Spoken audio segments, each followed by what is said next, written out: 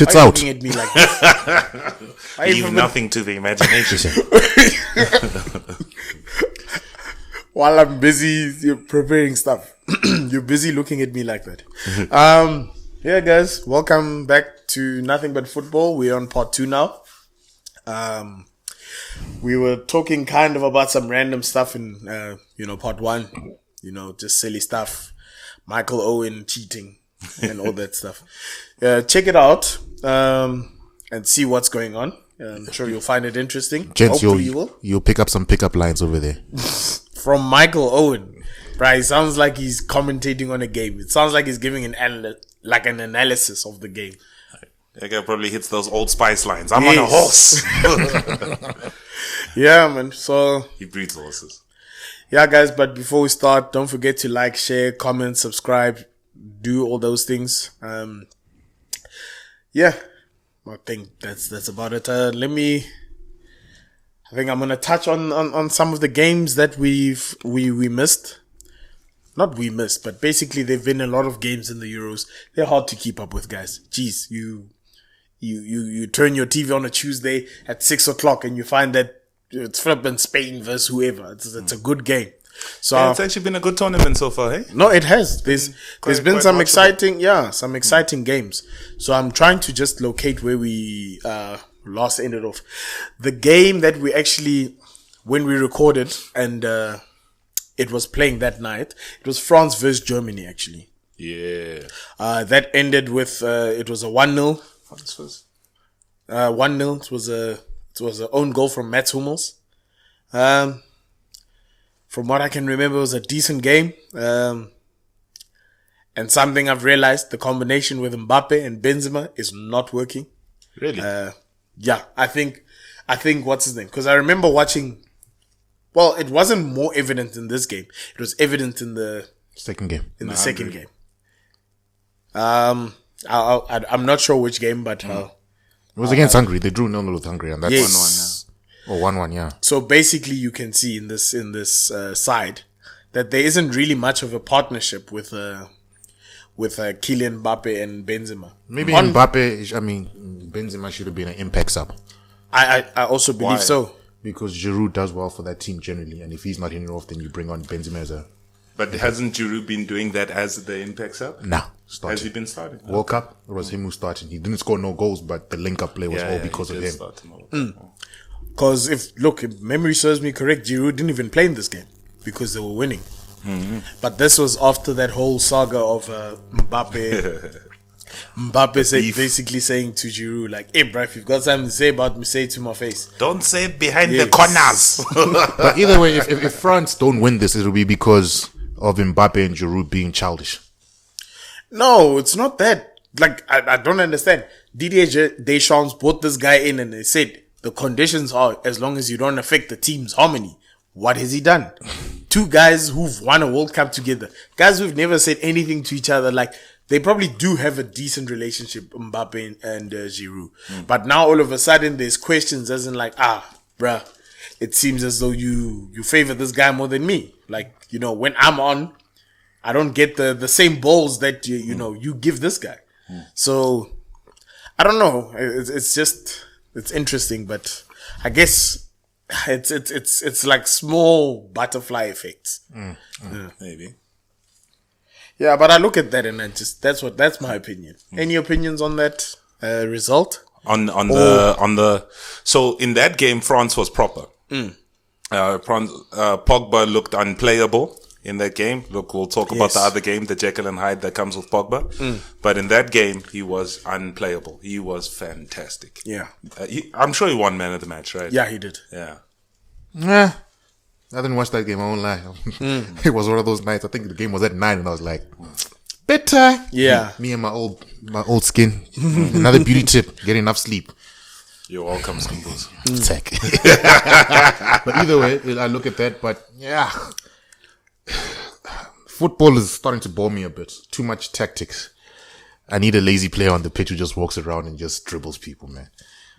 I truly miss that. Because everything seems to be a tactical battle when it doesn't need to be a tactical battle. And I'm like, yeah, and that's what I hate about Euros. I might start watching PSL because of that now. I'll be pissed off when they can't shoot and score for anything, but I would have seen a guy dribble 3-4 guys at least and create a chance out of. You know what I miss, dog? Javinho, dog. Dribble the whole squad and go miss it. I'd rather take that type of football because, it brings passion out of you. When you're on some, oh man, I can't believe you missed that. Now it's just like, oh man, tactics. Oh, there's a space. Oh, they closed it. That's what I hate about it. I do agree that, that seems to be the new theme. And you're right. Homegrown here. Bro, we still play with guys who we go out with. Yeah, bro. We still want to see Samayas and show me your numbers. No. I do get that. It does take away from the fun of it. Yeah. But I think, let's wrap up on that game. Let's move on to, I think it's match day 2 of 3. Because, I think we're moving into match day 3 now. But, I'm just going to wrap up some fixtures. Interesting fixtures. I'm not going to talk about Finland versus Russia here. I'm going to leave those games. I'm going to just talk about games that kind of do impact who's going through. I'm going to look at Wales versus Turkey. That was a fixture that happened. Decent game because, in that group, it was actually anyone goes because I think in that group, it's Wales, Turkey, Switzerland, and Italy. So, that was a vital game. And Wales actually took that 2-0. Goal from Aaron Ramsey and Connor Roberts. Bale missed a penalty, I think, in that game. Yeah. You know why? It's Arsenal players doing Arsenal things while Spurs players do Spursy things. Yeah, no, fair. But I think that was actually a tough game because, Turkey's... But they've been terrible in this competition, Turkey. No, but... Defensive-wise. No, listen, they have been, but I'm saying... Now we know what we know. But that's what makes Turkey exciting. I can watch a Turkey game. Because you're not sure if they'll be good at that. I can watch it because, attacking-wise, Turkey have been given their all, but they just can't seem to keep a clean sheet because a lot of their chances have been near misses. Against Wales, that team could have had 2-3, Turkey. It's just that it didn't go for them on the day. And then they get a goal, Aaron Ramsey on the break, and then a lucky Connor Robertson goal over there. So, yeah. Too bad they're out. I would have loved to see a Turkey versus the Netherlands game because Netherlands also is another team that seems to be banging in goals. So I would love to see in a high scoring game. But we'll see how it goes. And Turkey's... I thought Wales did well though. And Turkey's out. Yeah, they not third. So in this new format, well, it's not a new format. I think it was in the last competition as well. It's been like this for a while. Oh, they increased the amount, but the still amount third. of teams. Yeah, but it's still third best. No, basically, there's going to be a table for all the third teams, the teams that came third. Yeah, so there's 6 groups. 4 of the best third place teams will go through. Yeah, before it was, I think, only 2. I think it just increased to 4. Oh, okay. So it's 4 this year. Yeah. All right, then, okay. Then everyone basically who's third is still got a chance. Yeah. Because I saw England was celebrating, saying either way they through. Yeah.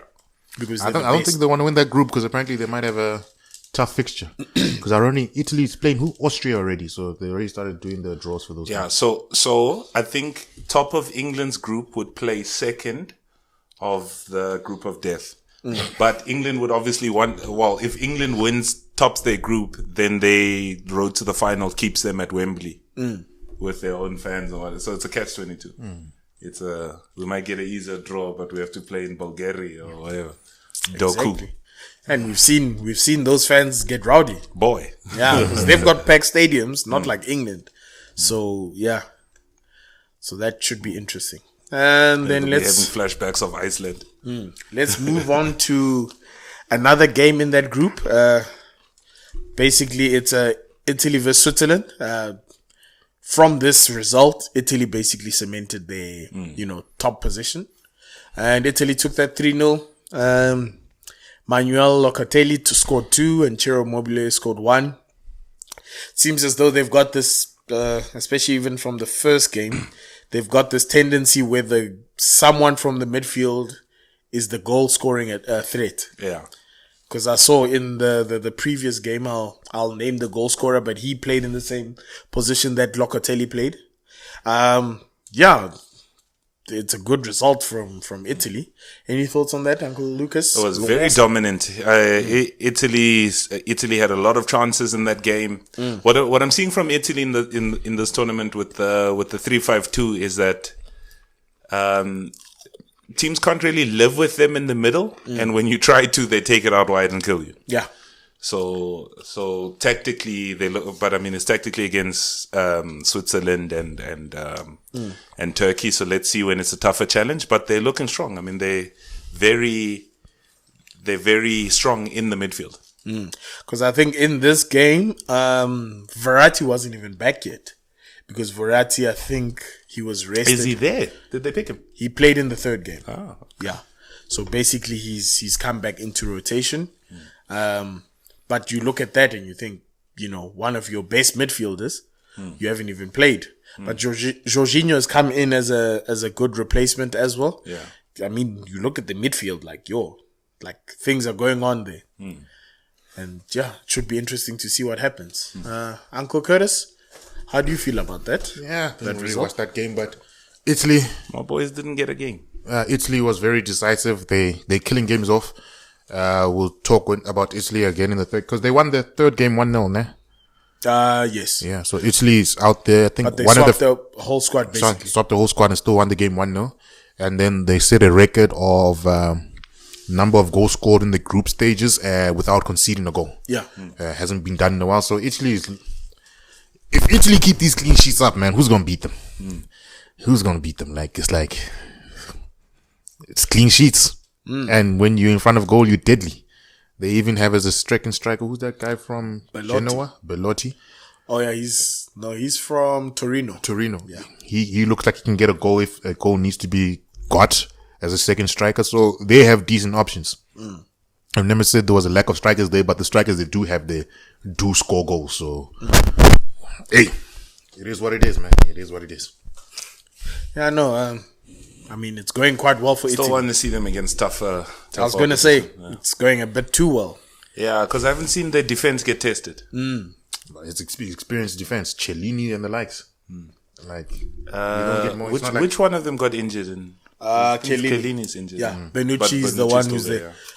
But it looked like it was more of a, precaution. A precaution. Oh. So I think he tweaked something and they're like, hey, bruh, those old legs are not going to heal as quickly. So go take a break. But I think let's move on to another game from another group where things are sealed. And that was Belgium versus Denmark. It was the match day 2. Yeah. And I think Belgium took that 2-1. Yeah, came from behind. Shout out to KDB. But this was immediately after the whole Eriksen saga. They were playing at home. Emotions were high. They even gave them a Get Well Eriksen shirt with all the player signatures. So yeah, Belgium ended up taking that 2-1. But I saw a lot of people talking and saying, it felt like Belgium was kind of taking it easy. If not taking it easy, but not putting putting it full throttle because, of the whole Eriksen saga. But I won't lie, the first goal did catch them off guard. And then, it just worked on that. And then obviously goals from Thorgan Hazard and Kevin De Bruyne. And you're right, De Bruyne had a brilliant game. Yeah. Any thoughts on that game?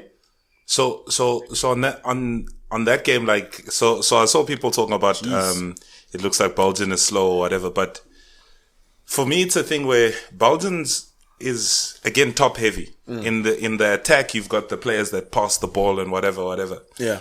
But the defense, the sort of back five, those guys are not so great on the ball. Well, so besides maybe Vermaelen, but he's even on off. No, Vermaelen didn't play this game. Yeah, and he played he's third like game. 30. Yeah. I don't know how old that so guy you've is. in that back row you had Vertonghen, you had Denayer, and you had Alderweireld. Yeah, but those are decent defenders. So decent. No, I'm saying in terms of moving the ball. Oh, okay. I'm saying in terms, and then the midfield pivot is who?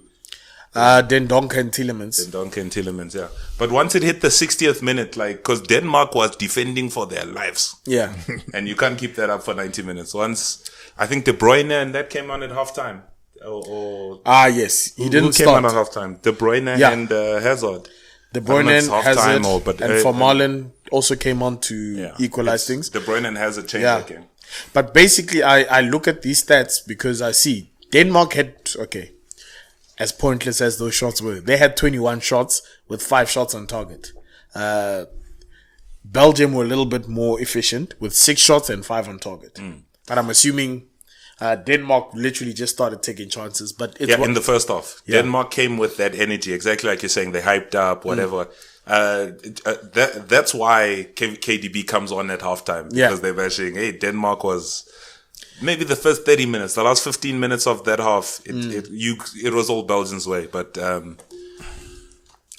Denmark at least showed themselves, you know what I mean? No, I agree. But then in terms of a balance of a squad, like you say, there's no ball playing defenders over there. I love it. Defenders must defend. Midfielders must create. Strikers must score. I don't want a ball playing centre back if you're not going to do your job as a defender. I look at all the great squads from the past. United pre-Ferdinand, who was a ball playing centre back? Can't think of one. Gary Pallister.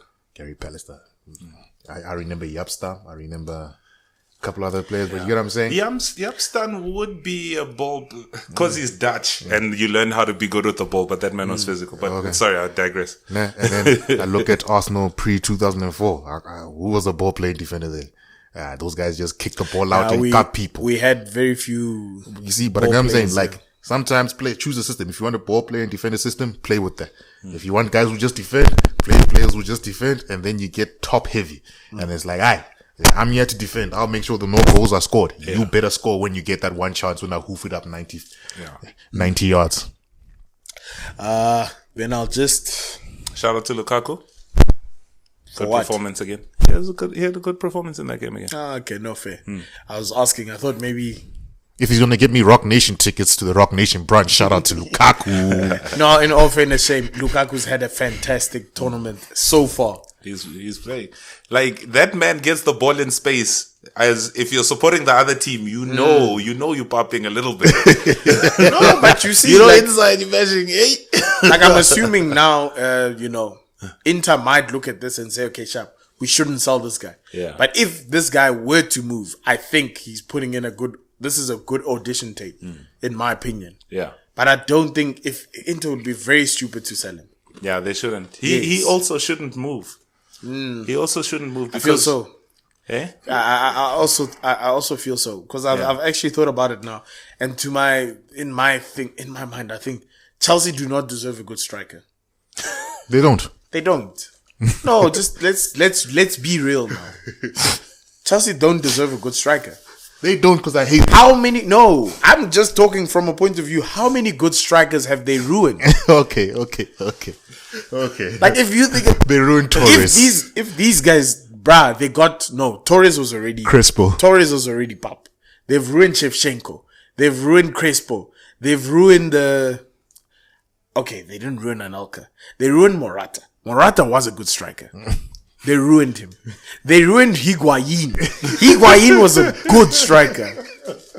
Tammy Abraham was a good striker. He came from a small team and he did the numbers, but somehow he's no longer considered in those talks.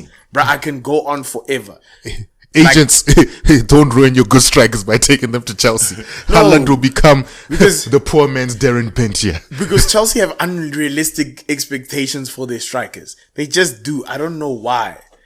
And then they end up take it out on their strikers. Like okay, sharp. We can't count on like guys like Kalu and those guys. But there's a lot more names that I'm not thinking of because I'm not a Chelsea supporter. But they've ruined. You mentioned a few already. Yes, they've ruined plenty of strikers that have come there and they're supposed to be good. Lukaku is one of them as well. I mean, people had us doubting Lukaku as a striker. Yeah. I mean, okay, sharp. At Man United, I get it. You Salah. guys, Salah. Oh, okay. Yeah, okay. The Salah one will excuse him and say maybe there were other players that were there. Because Hazard was the main man there. Okay, sure. Even though Hazard played on the left, Salah played on the right. I think it was Schürrle who was playing in Salah's position. Where's Schürrle now, dog? Eh? Where's Schürrle now?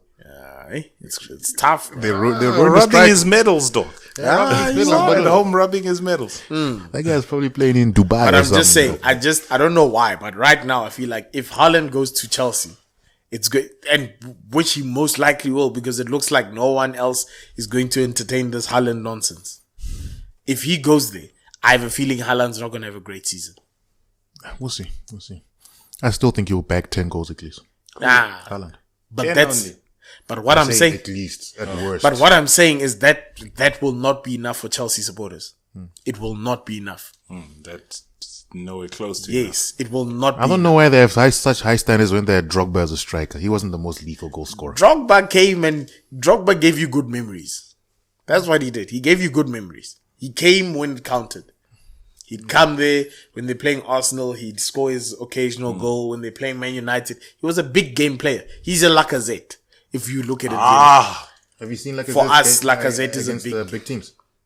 Have you seen Lacazette? Period. But Like, he's saying same category as Drogba. no, I said like. big game. I never said he's Big this. game. I'm saying like big game wise. Big game wise. game wise. He scores when it's a big game. Yes. Oh, sure. We might change our opinion if Arsenal actually end up winning those games. If we won now with Lacazette, you'd obviously value Aubameyang if he's scoring a lot of goals, but you'd think to yourself, hey, but Lacazette did the job for us in those crucial moments. So, yeah. But yeah, I'm gonna go outlandish. I'm saying Arsenal's lack of trophies, why Lacazette is not viewed like Drogba. They score the same amount of goals. ooh, okay, you went that far. I retract myself from this, guys. I'm not on that position. I still believe Drogba had a fantastic career. And He had a good career because he won trophies. No, he did. And he contributed to them. Yeah, but I'm saying if because Lacazette scores against big teams. If Arsenal decided to win trophies, Lacazette will be viewed that way. Yeah, but that's the what if can go to any other player. If Ollie Watkins won trophies, then he'd also be viewed well. Yeah. Sharp. Drogba actually did. Absolutely well. No, what I'm saying is Ollie Watkins doesn't score against any other team besides Arsenal and Liverpool. Fair enough. Interesting. Let's just look at other games of significance. Basically, I think we look at the Netherlands versus Austria. That was the big game of that group. Netherlands doing Netherlands things. How was the second half there? Yeah, basically, I think, was that the... No. That was the second game. The Netherlands played North Macedonia for their final game. Netherlands took that 2-0. Memphis Depay penalty. And Denzel Dumfries, another guy who's having a good tournament. Many teams need right backs. I don't know. Arsenal, please wake up. He's a wing back. No. Is he a wing back? He's a wing back. Oh, okay, so he'll be a worse Bellerin. Yeah. I don't want wing backs. Okay. Okay, if he can play right. I haven't seen him play right back, but he's a wing back in that Dutch team. Nah. Let's not trust the Dutch, what's his name? Wing backs. Yeah. They tend not to know how to defend. Yeah. So, yeah. We look at that. It's 2-0 against basically the side competing for them to take the group. From Netherlands' point of view, they haven't been in tournaments for a while. They go top of the table. How do you guys see this? Obviously, they beat North Macedonia. I think it was 3-0. Yeah, it was. Netherlands need to be tested. I'm not going to do any of that group. I'm not going to do anything. The first game, who did they play? Need to be tested. Yeah, against They played Ukraine. Yeah, they need to play strong opposition. Ukraine. I thought you meant like drug tested. No. I thought you were saying like they amazing. You know I'm for the drugs. Yes. But as I was saying, they played Ukraine, North Macedonia, Austria. I'm not sure how that defense will compete. We saw what Germany did in the second game to Portugal. Nah, I'm not sure they'll be able to withstand a Portugal or a Germany or France. Honestly, at the Netherlands squad. And I don't think they have a better attack than a Germany, Portugal, or France. I think they're and thereabouts. I think that's a proper dark horse in terms of saying, okay, fine, if they make it, it's unexpected. But the squad is still good enough. Right? But yeah, they need to be tested by better teams like Shevchenko, Ukraine. Come on. Yeah, fair. I get you. For former political president for Ukraine. Come on. Look, also, how do you feel about that? Though? Watching the Dutch, I'm not saying they're favorites or anything or even calling them, but they've impressed me. Yeah. Right? It's a squad I had zero hope for or zero expectations of or whatever. Yeah. But, you know, that natural Dutch thing of being good on the ball. Yeah. So Frankie de Jong, they literally give him a pass anywhere on the pitch, however many people marking him, and he's good enough to take the ball and make something happen with it. Wijnaldum. I think we need to give that guy credit for this tournament. In transition, like what kills me about that guy, right, is you'll win the ball and he'll immediately do something good with the ball. He doesn't need to take a touch and wait and see. He immediately does the right thing. Yeah. So I'm impressed there. Memphis Depay has got a couple goals and he hasn't really even played to his level yet. Yeah. So, but anyway, I think if they get knocked out in the next qualifier, in the next whatever knockout round, I won't be surprised either. But they're doing okay. No, I think for me, the thing about the Netherlands squad that, like, they've impressed me. And good for them now is that Matthijs de Ligt is back. Oh, yeah. Because they started without him in the first game. That brings some sort of stability in the back row. I mean, you still got Daley Blind, but yeah. But Daley Blind on the ball is amazing. No, I get you. But defenders defend, dog. Defenders defend. But when creativity, once you're attacked, I look at that back row. De Vries, I don't see anyone trying to mess with him. De Ligt, I don't see anyone trying to mess with him. I see people trying to mess with Daley Blind. Many of these sides have a lot of good right-footed players on the right. I give you, for example, a Portugal. Sure. We'll have a Bernardo Silva. Sure. France. Mbappe. Yeah, Mbappe will follow you, basically. Yeah. Because Mbappe can play on the left. Because Mbappe, Griezmann, yeah, and those guys just move around like this. So, because Daley Blind, it's pace. That guy is, because he signed for United, like he played for. But that guy, it's so unfortunate, dog. That guy's good enough. He's strong everything. Enough. He's good enough, except pace, Joe. I actually think I still believe that guy should have been left in the middle. I think he should. In today's world. In today's world, I think he'd do well. I've seen a lot of players in the middle who don't have the pace, who don't have they don't have the pace like him. It can work out nicely. I don't think Rodri's that fast. I don't think Rodri's that fast. But Rodri's big enough. He's big enough. Okay, fine. He's big enough and he's pace. But hence why I'm saying, like, I feel like Daley Blind now has strength to, he's got the strength. He's got the ball awareness. He can, maybe interception wise, he's not good. I haven't watched him in a while. Like to try read passes from the other side, from the other opposition side. But I think maybe in the middle, but okay, sharp. Netherlands point of view, I get it. Netherlands has major talent in the middle. So centre back would be, actually looking at it, centre back is the best place for him to play because he wouldn't fit in anywhere else. Yeah. But I think it's too slow for the middle. Even from an Ajax point of view, I've seen that there's a lot of good youngsters who are in the midfield. So maybe that is, that's the best position. I think that's the best position. That's the best position for him. But I would have liked to see him in the middle. Okay. Okay. Yeah. Too slow for that, but I get you.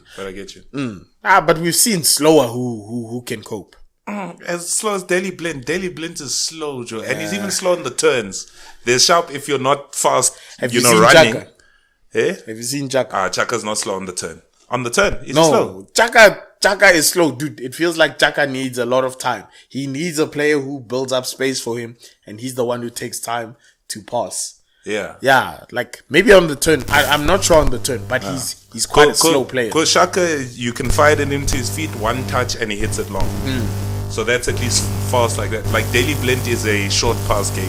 Oh, so you're saying even in short pass he does slow things. Yeah, you're good enough, but you're passing 5 meters. So here's N'Golo Kante, boy. No, fair point. Looking at other fixtures here that basically we can look at. Wow, okay. We'll look at Group Group D, the one with England. The Scotland versus England game. Boring. Very boring game. It's coming home, Mike. I will not lie, I didn't watch that. Another game where I thought this is where they should have put in Jadon Sancho, but they didn't. They opted not to. It looked like both sides were kind of, well, I'd assume Scotland actually, from shots wise, pushed harder. It genuinely felt like England were okay with the draw. They probably thought to themselves that this was the harder, opponent. Which I actually believe that this is a stupid. Yes. Who can finish above them if they win? Croatia. Oh, how many points? Croatia's topping the group now, because we've got the England game is gonna play tonight. I'm sure we're gonna watch the game after we're done here. Croatia's going against England, and then Czech Republic is going against England, and then Scotland is going up against Croatia. So looking at this group is quite open. I think. So how many points has Scotland got? 1. One. Croatia 1. Then England and Czech Republic on 4. Okay, I thought maybe they would want to finish third so they can. So basically, someone is going to lose in that game, in the Croatia-Scotland. So England go through nonetheless. Okay. And if both draw, it makes it even better. Okay. So to tell you the truth, maybe England is planning that, this is the better route. We can't win all our games. Maybe they thought that. But actually it works out, so I can't really complain. You don't want to take chances with these other sides. But either way, there's nothing to talk about that Scotland-England game. Yeah, actually. I went to bed at halftime. I was like, is this what I'm here for? And I went to bed. Not a great game, but the reaction that it got off England supporters and England, whatever, they were amazing when they beat Croatia. Yeah. And they were nothing when they drew with Scotland. And it's not a bad point. It's not, they're qualified. To tell you the truth. They're qualified. As in, what they're playing for is just where they finish. To tell you the truth, I think England supporters believe that, attacking wise, they're more superior than Scotland. So they probably wanted to see it in that game. Yeah, true. And Scotland just played well. You're playing against guys that play in your league also. They're almost just like you. Yes. So that's the thing. I think Scott McTominay is Declan Rice. Yeah. So Gilmore won man of the match in that game. Yeah. So he played decently. But I think England would be disappointed. But hey, if this is their tactics, they must just push Harry Kane higher up the pitch. Harry Kane barely had a shot in this tournament. Yeah, fair. But he deserves nothing. I mean, if you're pushing, if you're playing Ben Foden, it changes everything, man. Ben Foden plays a different type of game. Yeah. He's left-footed coming inside. Yes, he's coming inside. He cuts out Harry Kane. And no one runs beyond Harry Kane. Because Harry Kane, we saw this season with assists. Exactly. He can hit you with a long ball, hit you one-on-one. You're going for it, That actually, maybe a Rashford would fit in nicely in that side. Yeah, Rashford would do well with that, But, we're not the coaches. We just guys who talk cack with 3 mics, man. So don't listen to us. But I think let's move on to basically the game of match day 2. And that was Portugal versus Germany. Oh, the Germans, boy. That German machine winning purse. Yeah, listen. Germans came out firing. That was 4-2. 2 own goals by Ruben Diaz, Rafael Guerreiro, Kai Havertz, and Robin Gosens. And from Portugal's side, Ronaldo put one in. Gosens. Yes. Gosens. I'm cracking the dry Muller jokes here. Hey, Kai Havertz wants to play against Diaz every week, son. Yeah, no, he's enjoying him. Yeah, and then goals for Portugal's Cristiano and Diogo Jota. Let me start with you, Logosa. How do you feel about that performance? What does that say about who can take it? It says Portugal, your defense is cuck old. Germany won that game via pace. Yeah. For me, via pace out wide. By cuck old, you pointing out one guy, basically. Cuck old and not good enough. So Pepe is 38. Yes. Nelson Semedo, Jesus Christ. Like, do we still give him a chance after Alphonso Davies burned him like that in the semi-final last season? I was gonna and say, then he got sent to Wolves. I was going to say that these guys need Cancelo back ASAP. Sure. They need him back. He's a decent player. Bruh, you bashing Champions League semi-final Barcelona. They burn you. Barcelona says, fuck off, go to Wolves. Yeah. Wolves. That's basically and you're what not they said. even Europa. Wolves. Because I'm looking at the side. You're right. Like, I mean, they could have taken a chance on Diogo Dalot, but I guess. Dude, they brought him in when Consuelo came out. Dalot wasn't even picked for this tournament. He was on AC Milan's bench. He played in Europa. But you must remember, I think Semedo's just been a regular player. Yeah. He has played the whole season. Exactly. Dalot didn't actually, he wasn't a regular starter for Milan. Yeah. So I think that was the only thing. But I look at this, yeah, you're right. Pepe, something needs to happen. Woo! Jose Fonte, the old South African I was just about to say maybe they can bring on Jose Fonte. Ooh. And Jose Fonte is probably older than Pepe. But yeah, man. Yeah, Jose Fonte is 37. Oh, Pepe is 38.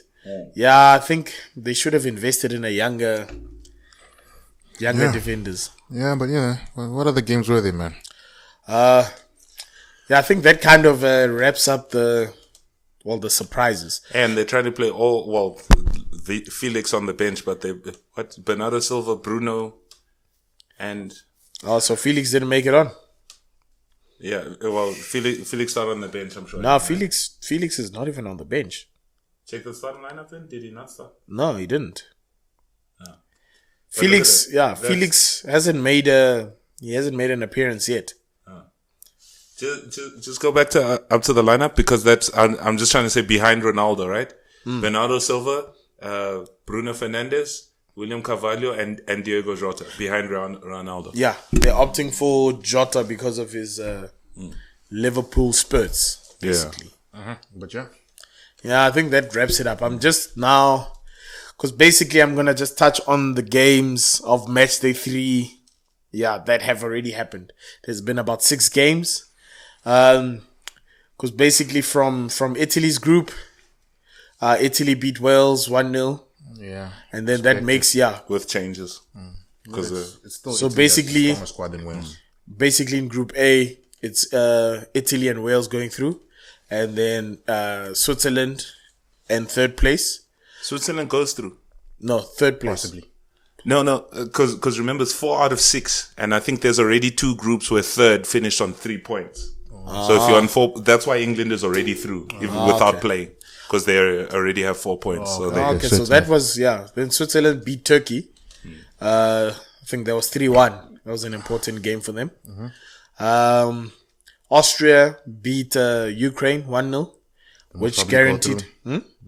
Yes, they went through along with Netherlands. Ukraine. That's the group where Ukraine is on 3. So Ukraine, there's still a bit of uncertainty. Finland versus Belgium. Belgium took that 2-0. So obviously Belgium is through. And that was a good game. With changed Belgian team. And then Denmark's also through.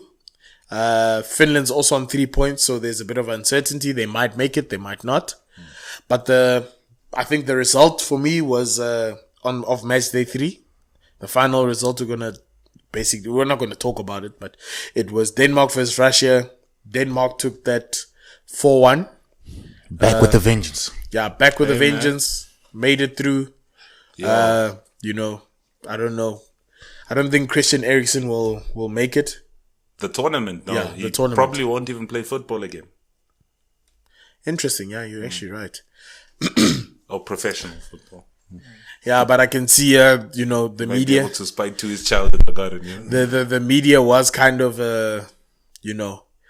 touting, saying this is the greatest victory. Obviously media milking it as the media would. But yeah, it's a good result for Denmark. I think they needed this. They can maybe, try to do something in the next game, but I don't see them going far, to tell you the truth. Decent side. But striker-wise, I don't know. I I think see it might be them that ends up playing. No, it can't be them. But Wales is looking likely to actually have a decent draw in the knockouts. okay. Like as in not one of the top nations. Okay. Yeah, it'll be interesting to see.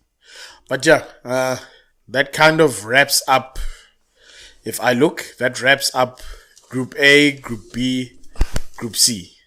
And then Group D, E, F are playing basically over the next 2 days. But yeah, I'll just wrap that up. That's Italy, Wales through. Switzerland also through, according to Lucas's theorem. Belgium, Denmark, and Finland still shaky grounds. And then Group C, it's Netherlands, Austria, and Ukraine still also on shaky grounds. Yeah, but I think that wraps it up. Just humor me. Group of death, right?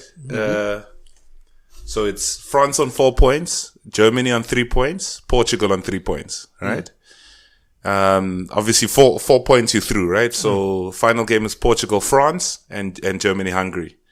So Portugal, if they lose to France, they might not by virtue of the goals they scored in the first match, they might go through. Yeah.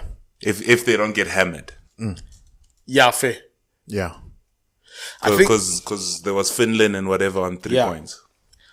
Yeah, actually, this is a tough one. So Portugal needs to do something against France. Portugal just needs to draw. Yeah.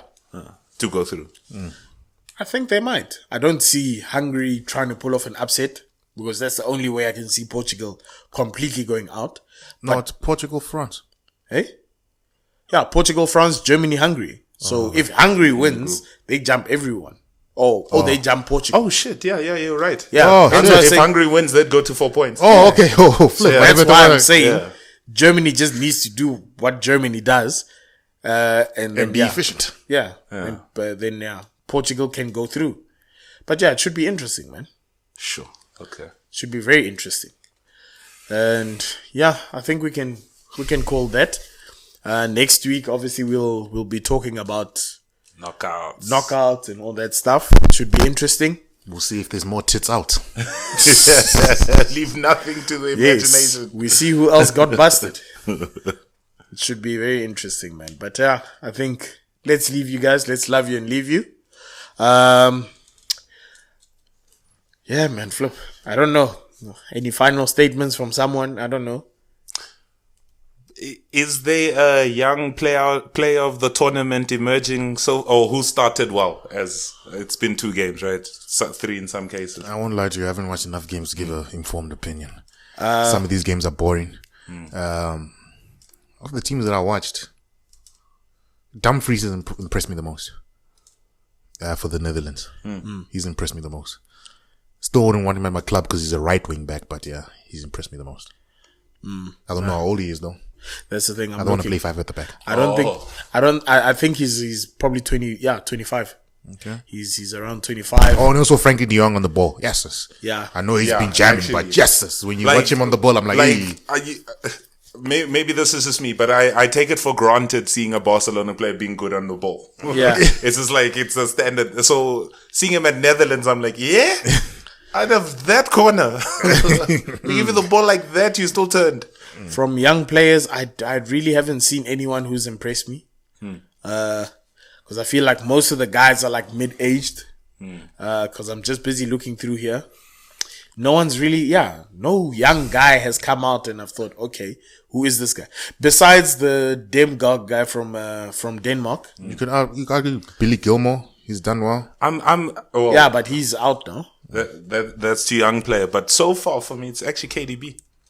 Yeah, well, so far, they've played 3. Guys who are doing what we expect is a Lukaku, a KDB. That's about it. Guys who player of the tournament is up for grabs. Yeah, nobody's really taking it away from everybody. Benzema, what is he doing? Look, it gets chosen from semis anyway. But Benzema, I don't know what he's doing there. He shouldn't be there. He should actually go on the bench. Yeah. And I think when he goes on the bench, he's going to score. Because I don't know if I'll look at the time basically that it's been since he scored a goal for France. Because he hasn't scored one yet. Then he got picked after 6 years out, so. No, there was a time. Remember, he reached that one milestone one time where it was like he played for France for 1,000 minutes without scoring a goal. Wow. Yeah. So hence why I'm saying we forget those things, but nonetheless, yeah, this should be interesting. Now I'm looking at this Demsgaard guy. He's been Tottenham wants him. The wonder goal. Yes. So Tottenham wants him. That should be interesting. Mm-hmm. Yeah. But I think, guys, we'll love you and leave you. I don't know. Final remarks. Your sign-out phrases. Tournament. Should be interesting. It depends on what happens in the next couple of games. Tits out. Send them to me. Your past, your present. Your past, your present. Tits out. Send them to me. Yes. All right, guys. That's it from us. Let me wrap up. At the great Chris. Hey? No, yes. I was just sharing my handle. You're sharing your handle. Yes, actually, man. Follow us on. We've got an Instagram and Twitter. We'll actually put that in the link. Then you guys can just follow us, man. Engage us on social media. Yes. Give us your thoughts and all that stuff, man. All that jazz. Ask him who Mpo is directly. Interesting. But yeah. Let's leave it there, man. With your little stupid chirps. And guys, take care. Be safe. See you next week. Peace out, guys.